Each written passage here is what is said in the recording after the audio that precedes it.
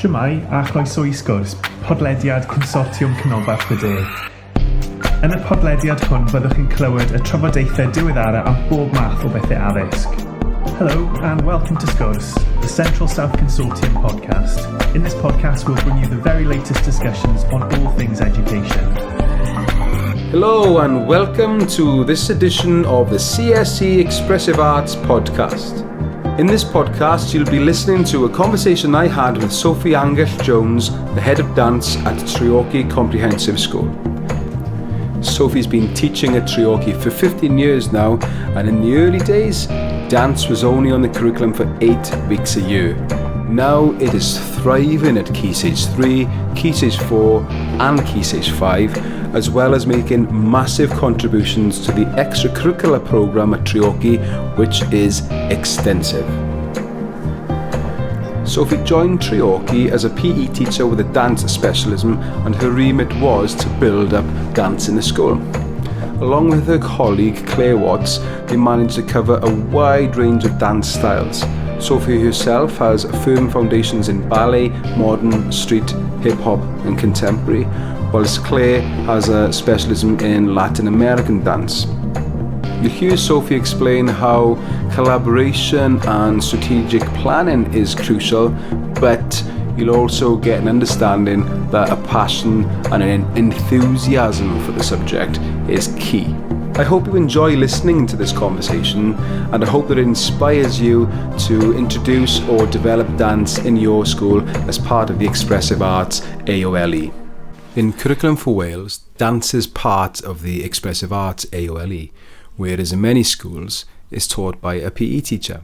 Is it a good thing that dance has found its way into the Expressive Arts AoLE, and what are the benefits it can bring to expressive arts? With the new curriculum, I do think dance's place is right within expressive arts, and this is such a fantastic opportunity that doors are just flying open now, which is fantastic. I do think we need PE departments though as a stepping stone, as a platform to get dance out there within their curriculum. So now it is being taken out of the hands of the PE department, but if you haven't got the specialisms within expressive arts, and not all schools do, and I understand that, then the opportunity is still there for PE to deliver it. I mean, the skills that the pupils benefit from studying dance or expressive movement is huge.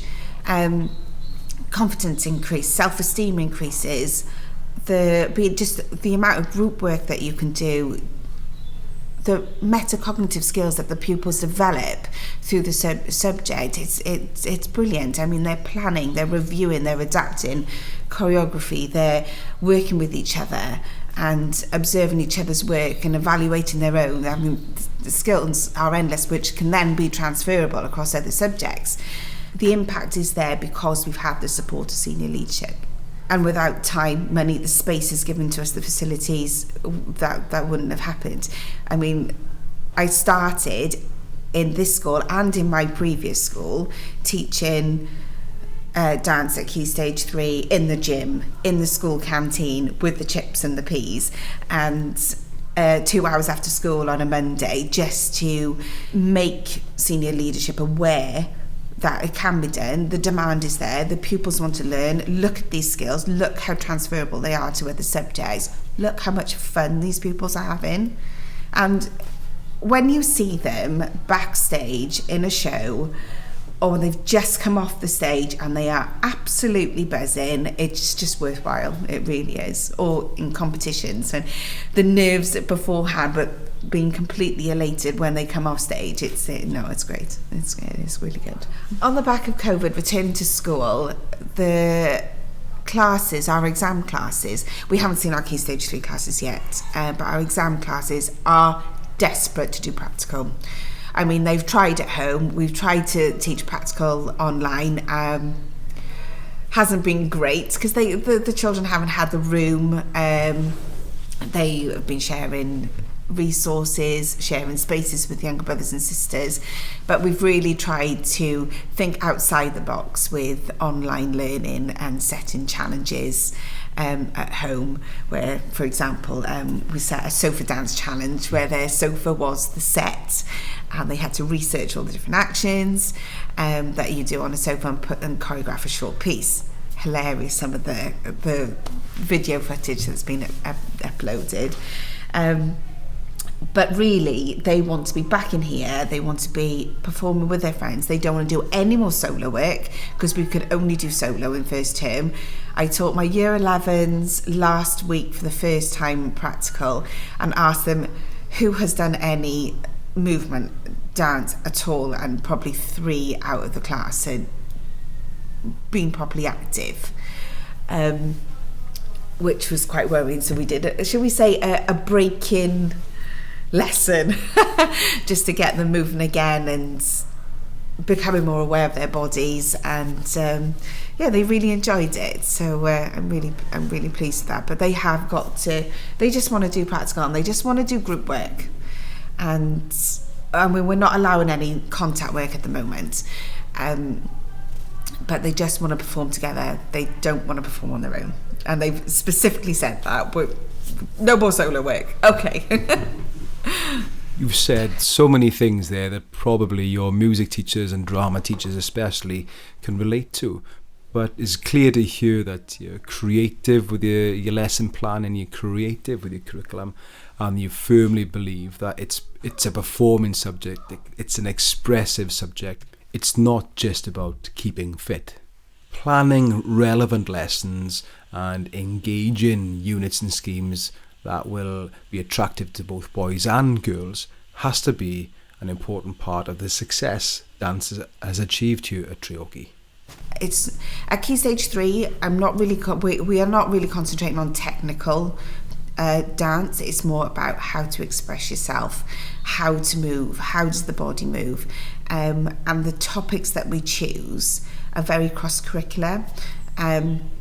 So we can look, for example, in year 7, we've just finished a unit now in the first term, looking at the development of gumboot dance, which then they developed their own personal rhythms. We looked at South Africa, we looked at slavery.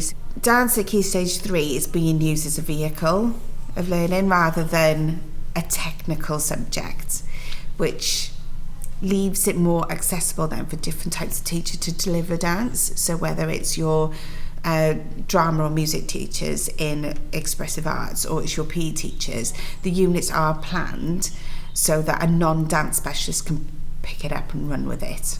The majority of the lessons are female dominant, but we do have boys in every class. We targeted boys only dance clubs as well, and we've had external male role models come in to run a 3-day residential, put a piece together and then platform it, to engage the boys, to open their eyes that dance isn't just for girls. We've looked at it from a physical theatre point of view as well, just to get them moving, just to say that you can express yourself through movement. It doesn't have to just think of it as dance.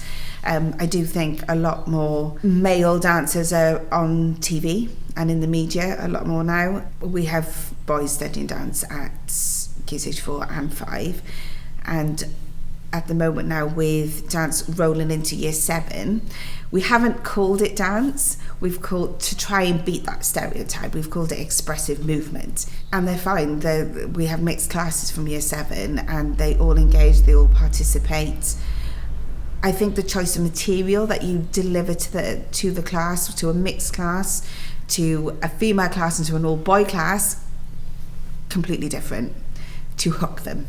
And that's what, with the new curriculum, we have been planning units of movement to target mixed classes. When we were picking the material, we had at the back of our heads what is going to hook the boys more, because currently as we have actually got a lot more boys in the year group than girls, and I wanted to hook the boys in and engage them more so they have the same experience. So when it comes to options, then hopefully the plan is that the number of boys that opt for dance will increase. I mean, we have boys that opt in at Key Stage 4 and Key Stage 5, but we'd like more.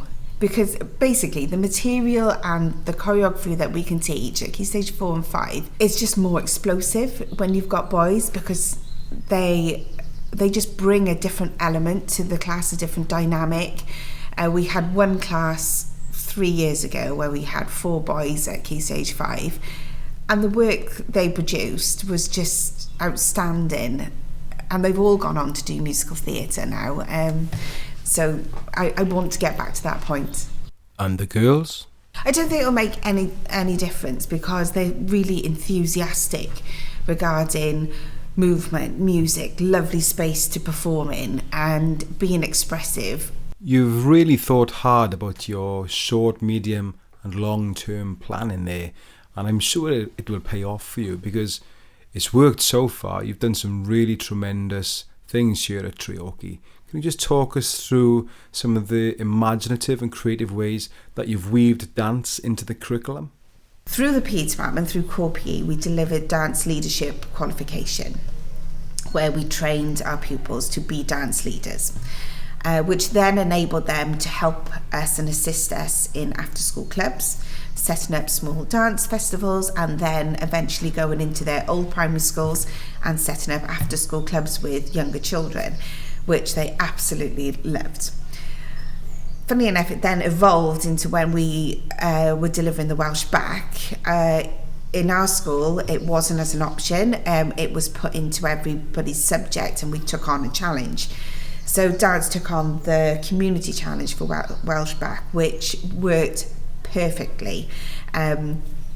It's ran alongside dance leadership qualification, so it overlapped really nicely, and we planned the community challenge so that we taught our dancers how to be dance teachers, how to plan lessons, how to organise a festival, how to deliver, and how to be with younger children. And as part of the community challenge, then they also went into their old primary schools and set up after school clubs for the Welsh Back Challenge. It lasted about a good 2 terms, and then their end goal was a festival that they organised here at Treorchy, and all the primary schools came, their groups, and performed and competed against each other, and it was lovely. It was so nice to see the end goal and to see our leaders just taking charge of their children and seeing them, giving them the little pep talk and organising their costumes, doing the lighting, choosing the music, training them, rehearsing them, getting them ready. And we literally were stood back just watching them do it, and it was such a good day. It was brilliant. It's very obvious that building a good rapport with the pupils is central to the success of dance in the curriculum. You've also mentioned in previous conversations we've had the support you've had and what you've learned from the PE teachers and the expressive art teachers, and that having access to that wide range of staff has developed your pedagogies, which has also played a part, as well as the support you've got from community and SLT. However, there'll be many departments across many schools that want to develop dance but are not sure how to.